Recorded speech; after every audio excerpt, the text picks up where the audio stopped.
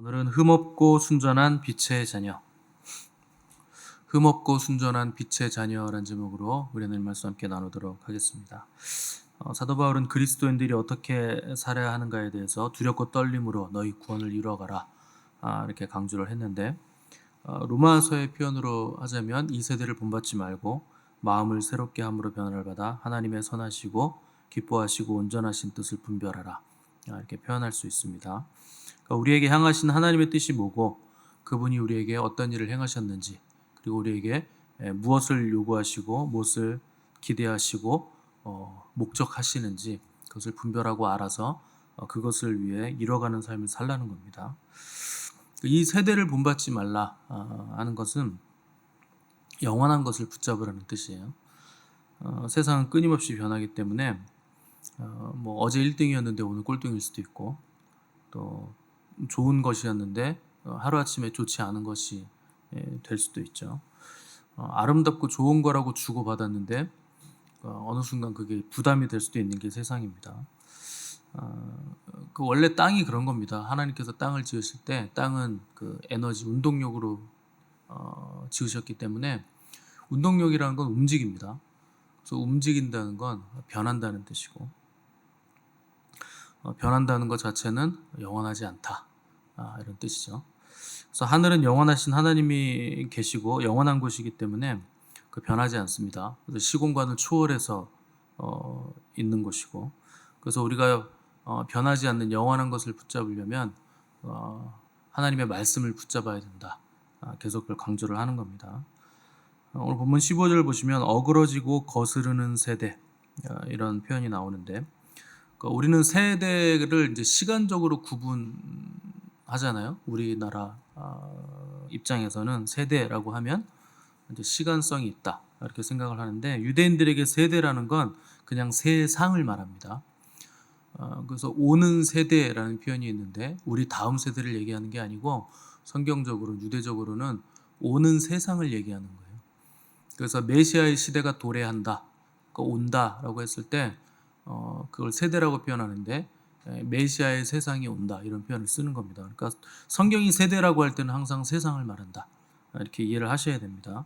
그래서 이 세상이 어그러지고 거스르는 세상이라 이렇게 표현했는데, 어그러졌다는 건 삐뚤어졌다, 구부러졌다, 이런 뜻이고, 거스른다는 것은 순수한 의도를 역행한다, 이런 뜻입니다. 그러니까 순수하게 받아주지 않는다는 거예요.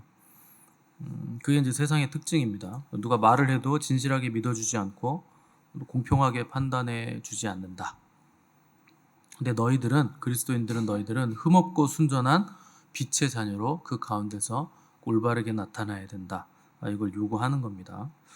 그 혼탁한 세상에서 흠이 없는 자로 서야 한다, 이런 말씀을 들으면 부담스럽죠. 우리가 하나님도 아닌데 어떻게 흠이 없이 나타날 수가 있을까 싶고, 또 교회사를 보더라도 교회는 언제나 흠이 있었습니다. 흠이 없었던 때가 없었어요. 가장 훌륭한 교회가 초대교회인데, 그 교회 원형이라고 하는 교회가 초대교회인데도 초대교회 자체도 실수가 많고 또 싸움이 많았던 거 볼 수 있죠. 또 중세 교회 같은 교회 보시면 십자군 전쟁을 일으켜가지고 사람들 막 죽이고 턱없는 실수를 한 거죠. 근데 성경은 우리를 하나님이 택하시고 그 택하심에 목적한 바에 대해서 그 앞에 거룩하고 흠이 없게 하시려고 택하셨다, 이렇게 분명하게 그 목적을 말씀하고 있습니다. 그럼 분명히 성경이 흠이 없이 나타나게 하시려고 택하셨으니까 그렇게 나타나기를 힘써야 된다는 거예요.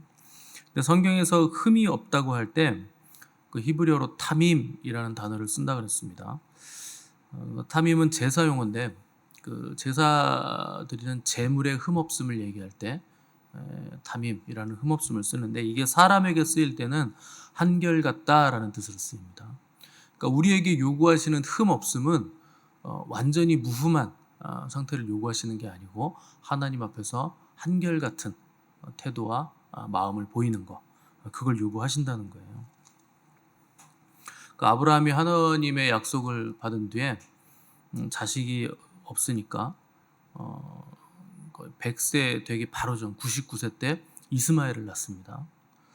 1년만 참았으면 되는데 1년 100세 때 되면 하나님이 이삭을 줄 건데 1년 남겨놓고 그걸 못 참아서 99세 이스마엘을 99세에 난 건 아니죠. 그 전에 이제 이스마엘을 낳습니다. 근데 99세 때 그 하나님이 오셔가지고 아브라함에게 뭐라고 말씀을 하시냐면 나는 전능하신 하나님이라 너는 내 앞에서 행하여 완전하라 이렇게 요구를 하십니다. 그러니까 그 구절을 정확하게 번역하면 너는 내 얼굴 앞에서 한결같이 걸어가라 이런 뜻이에요. 히브리어 원문을 번역하면 그러니까 실수하고 넘어지지 말라는 게 아니고 무음하라는 것이 아니고 실수를 해도 좋고 넘어져도 좋은데 그 방향성을 정확히 잡고 한결같이 걸어가라 이걸 요구하신 겁니다. 여기가 우리가 항상 신앙생활하면서 오해하는 지점이에요. 그러니까 우리는 넘어지고 죄를 짓고 실수하면 거기서 좌절합니다. 그럴 필요 없는데 크게 거기서 좌절할 필요가 없는데 항상 거기서 좌절하는 거예요. 그러니까 내 죄를 내가 알아서 그렇지 않습니까? 하나님 볼 면목이 없고 낯이 없어서 이걸 또 어떡하나. 뭘 어떡합니까? 빛 가운데로 들어가야죠. 빛의 자녀들처럼 행하라는 건 죄를 짓지 말라는 게 아닙니다. 죄는 늘상 지어요. 생각만 해도 죄인데 뭐 죄를 어떻게 안 짓습니까? 우리의 문제는 무흠하려고 하는데 문제가 있는 거예요. 그렇다고 죄를 막 신나게 지으라는 뜻은 아닙니다. 근데 그것 때문에 여러분들이 좌절할 필요는 없다는 거예요. 그러니까 죄를 가지고 빨리 빛으로 들어가시면 되고 회개해서 빨리 하나님과의 관계를 다시 회복하면 되는 건데 그게 자녀들의 특권 아닙니까? 어느 아버지가 자녀가 잘못했다고 뭐 호적에서 파겠어요? 말로나 저놈의 자식 저거 호적에서 파버려야 된다 이렇게 얘기하는 거지 진짜 파는 부모는 없어요. 근데 우리는 호적에서 파질까봐 전전긍긍하는 거예요. 큰일 났다. 오늘 또 잘못했다. 나는 이제 이 집안에서 쫓겨나서 유리하는 인생을 살아야 되는 것인가. 그렇게 생각하는 바보 같은 자녀가 어디 있습니까? 근데 우리는 늘 그걸 걱정하는 거예요. 내가 죄를 지었으니까 하나님께 미움받지 않을까. 이제 더 이상 하나님을 볼 수 없다고 생각을 하는 거죠. 하나님이 그런 하나님이 아니시고 실수해도 괜찮다. 다시 일어서라. 내가 너에게 힘을 준다. 너는 내 자녀 아니냐. 내가 너를 세상 끝날까지 버리지 않는다. 실수하면 실수한 그 자리에서 배우고 거기서 한 걸음 더 나가라. 어제보다 오늘 조금 더 자라나고 10년 전보다 오늘 몇 걸음 더 나아갈 수 있는 힘을 기르고 배우는 거. 그게 하나님 앞에서 한결같은 그 자세를 가지고 있으라는 겁니다. 시편 91편에 보시면 지존자의 은밀한 곳에 거하는 자는 전능하신 자의 그늘 아래 거한다. 그 복에 대해서 말씀을 하고 있는데 누가 지존자의 은밀한 곳에 거하는 자냐? 세상이 요동하고 흔들어도 흔들리지 않는 사람, 한결같은 사람이 지존자의 은밀한 곳에 거하는 사람입니다. 그러니까 지존자의 은밀한 곳이라는 건 보이지 않는다는 뜻이에요. 은밀한 곳이라는 건 보이지 않는 곳이다. 그러니까 한결같기가 어려운데 한결같으려면 뭘 붙잡아야 되느냐? 보이지 않는 걸 붙잡아야 됩니다. 보이는 건 다 변합니다. 보이는 것 중에서 안 변하는 거 하나도 없어요. 다 변해요. 그럼 보이는 걸 붙잡으면 한결같을 수가 없는 거죠. 다 변하는 걸 붙잡았으니까. 그러니까 한결같으려면 영원한 걸 붙잡아야 되는데 영원한 건 보이지 않습니다. 그래서 보이지 않는 하나님의 말씀을 붙잡고 보이지 않는 하나님을 붙잡아야 된다. 그래서 교회에서도 보이는 거 붙잡고 보이는 걸로 출발하고 보이는 걸로 뭔가 결론을 내려고 하는 사람은 별 볼 일 없는 사람이에요. 아무리 잘하고 아무리 유능하고 크게 뭔가를 이뤄도 보이는 걸로는 뭘 이룰 수 없습니다. 인생에 의미 있으려면 보이지 않는 것으로부터 출발을 하셔야 됩니다. 그래서 지존자의 은밀한 곳, 그것도 보이지 않는 영역이고 보이지 않는 곳이죠.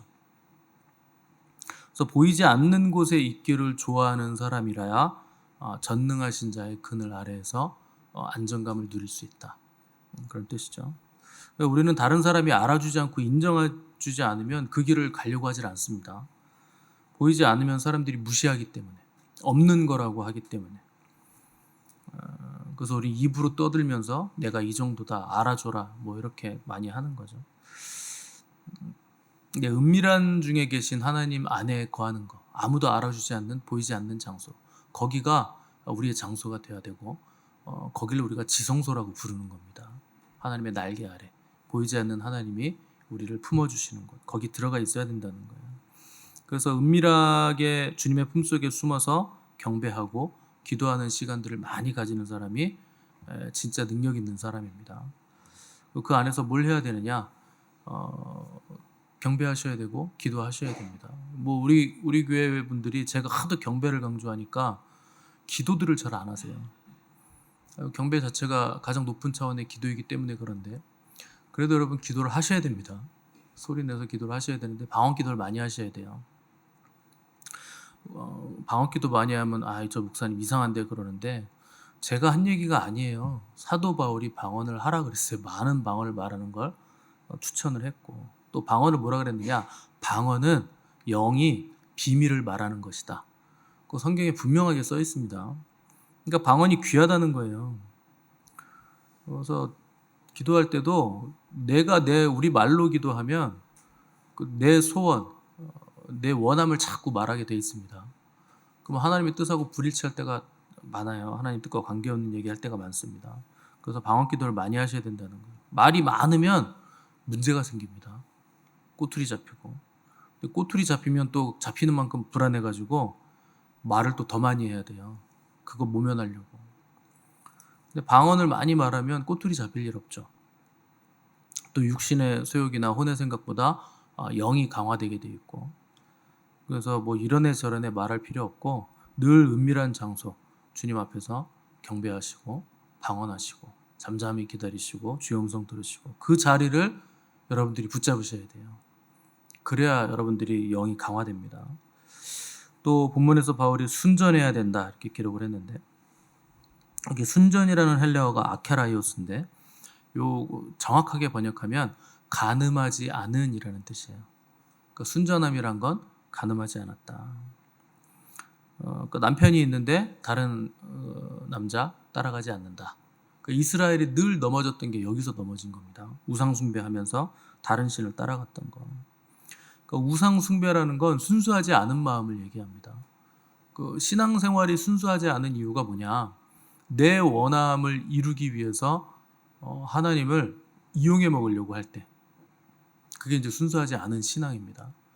내가 뭐 좋은 학교 가기 위해서, 좋은 직장 가기 위해서, 뭐 결혼 잘하기 위해서, 아니면 뭐 형통한 인생을, 또 남들보다 괜찮은 삶을 살고 싶어서 이런 의도를 가지고 신앙생활을 할 때 당연히 처음에는 그런 의도로 신앙생활을 합니다. 근데 그게 계속되면 안 된다는 거예요. 그래서 내 소원을 이루어주는 그 누구예요? 알라딘. 램프를 이렇게 문질러 가지고 신이 램프에서 나오잖아요. 지니가 나오잖아요. 그럼 이제 내 소원을 들어준다는 거죠. 하나님을 그렇게 믿으면 안 된다는 겁니다. 그 램프를 문지르면 신이 나와서 소원을 들어준다? 그럼 누가 주인입니까? 지니가 주인이 아니에요. 그거는 그 램프를 가지고 있는 문지르는 사람이 주인 된 거예요. 너 내 소원 들어줘. 그게 주인이잖아요. 우리가 그렇게 신앙생활을 한다는 거예요. 하나님이 주인 되셔야 되는데 내 소원을 하나님이 이루어주셔야 되는 신앙생활을 하면 내가 주인 된 겁니다. 내가 알라딘 된 거죠. 그렇게 신앙생활을 하지 말라는 겁니다. 그래서 신앙생활을 할 때 예수님을 믿는 마음이 순수하셔야 돼요. 그래서 기도를 해도 순수해야 되고, 또 말하는 동기와 의도가 깨끗해야 되고 티가 없어야 된다. 그 목사님들 중에서 가만히 보시면 개척만 하시는 분들이 있습니다. 저는 처음에 되게 안 좋게 봤어요. 아니 뭐 이렇게 몇 번 해서 안 되면 가족들도 힘들 텐데 그만하시지. 막 10번 개척하신 분도 계시고 보통 7, 8번 하신 분도 계세요. 그러니까 우리가 볼 때는 별로 안 좋아 보이죠. 저렇게 해가지고 목회가 될까? 저 목사님 뭐가 문제가 있어서 저러는 게 아닌가? 뭐 이런 생각이 드는데, 당사자는 얼마나 힘들겠습니까? 저도 개척을 한 번밖에 안 해봐가지고 잘은 모르지만 쉽지 않아요. 개척한다는 게. 몸도 힘들고 마음도 힘들고 어렵죠. 근데 순수하게 그렇게 하시는 분들이 계세요. 왜 그렇게 하시느냐? 주님 사랑해서 하시는 거예요. 주님 좋아해서 하시는 거예요. 목회를 하고 싶은데 잘 안 되는데 근데 포기를 못 하는 거예요. 계속 그 길을 가고 싶은 거죠. 주님 사랑해서. 그러니까 세상적인 관점으로 보면 실패자예요. 실패의 낙인이 계속 찍히는 거죠. 한번 개척할 때마다. 근데 주님 사랑하고 순수하게 그 일을 하시는 분들이 계시다는 거예요. 그러니까 주님 좋아서 하는 거면 어떤 어려움이라도 다 이길 수 있고 어떤 것이라도 할 수 있는 거죠. 그래서 순수한 사람 하나 있으면 그 능력이 있습니다. 그래서 가정에서도 누군가 순수한 사람이 가정을 잘 섬기고 헌신하면 그 가정은 되는 가정이에요. 순수한 사람 한 사람이 있기 때문에 거저되는 건 없는 거죠.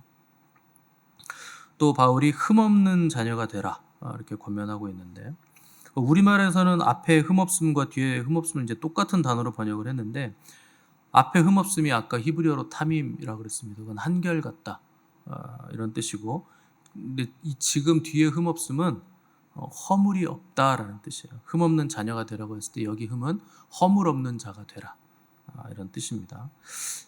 그러니까 하나님의 예수 그리스도의 심판대 앞에 섰을 때 허물이 없이 부끄러움이 없는 사람으로 나타나라 하는 도전인 거죠. 그러면서 15절 마지막에서 너희가 세상 사람들 앞에서 빛들로 나타나기를 원한다 이렇게 기록을 했는데 그러니까 어둠을 밝히는 빛의 삶을 사는 사람들로 나타나기를 원한다는 겁니다.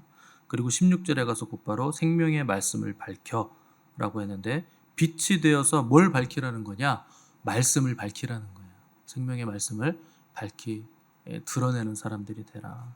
이건 뭐 후레쉬 가지고 비추라는 게 아니고 나의 삶이 말씀을 밝히는 삶이 돼야 된다. 말씀을 드러내는 삶이 돼야 된다는 거예요. 그게 빛의 삶이라는 겁니다. 뭐 교회를 다니면 다들 우리가 빛으로 소금으로 우리가 부름을 받았다.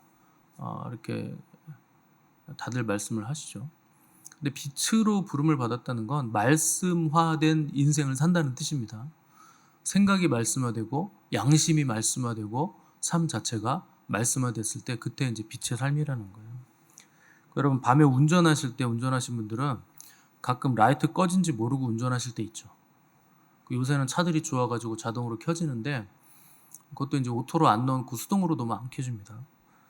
근데 이렇게 라이트 안 켜고 운전하다가 고속도로에서는 괜찮았는데 깜깜한 데 가면 이제 그때 아는 거예요. 내가 라이트 안 켜고 운전했네 여태까지. 알 때가 있죠. 근데 왜 몰랐을까요? 옆에 차들이 라이트를 다 켰으니까 모르죠. 나도 켰는 줄 아는 거예요. 여러분 그리스도인들이 그런 분들 많습니다. 옆에 빛을 밝히고 다니니까 자기도 빛을 밝히고 사는 줄 아는 거예요.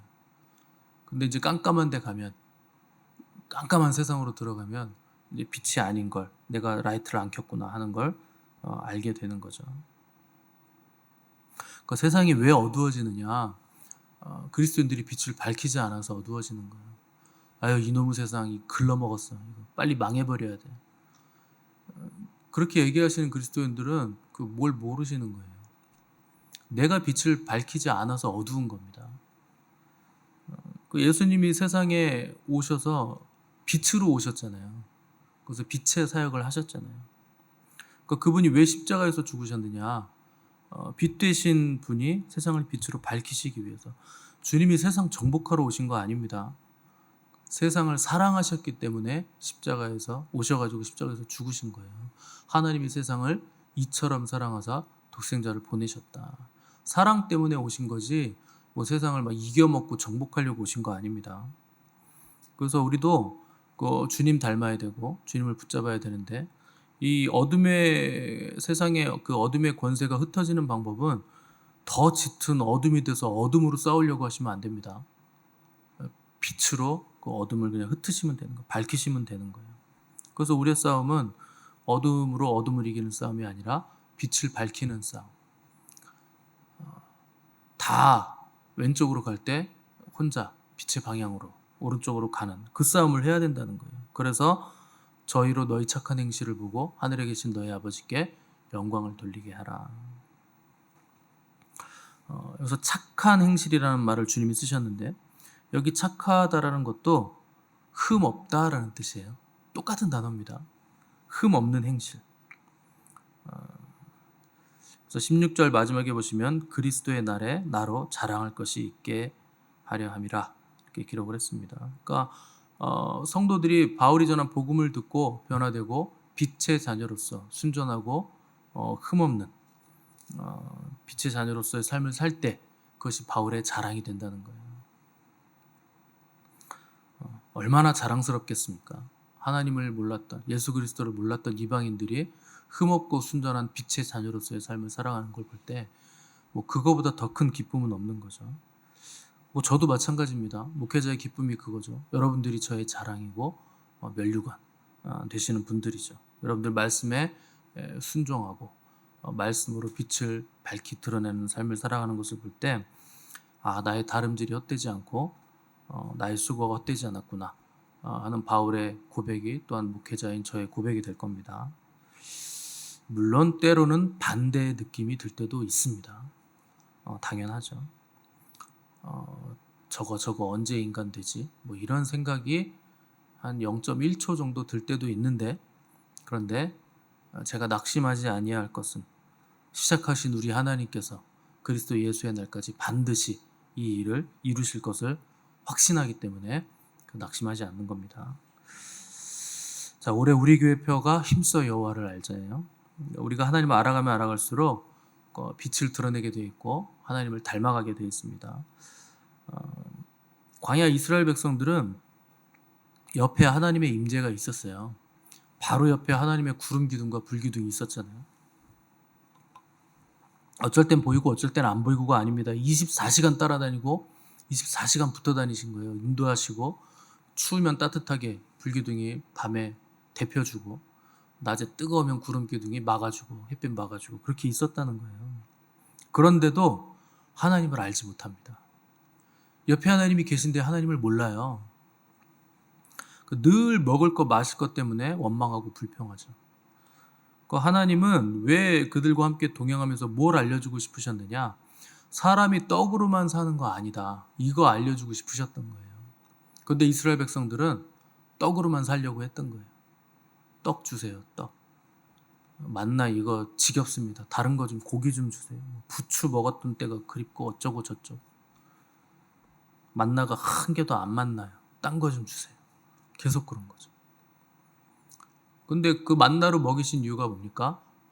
너희를 40년 동안 만나로 먹이신 것은 사람이 떡으로만 살 것이 아니요 하나님의 입에서 나오는 말씀으로 산다 하는 걸 알려주시기 위해서 그렇게 하셨다는 거예요.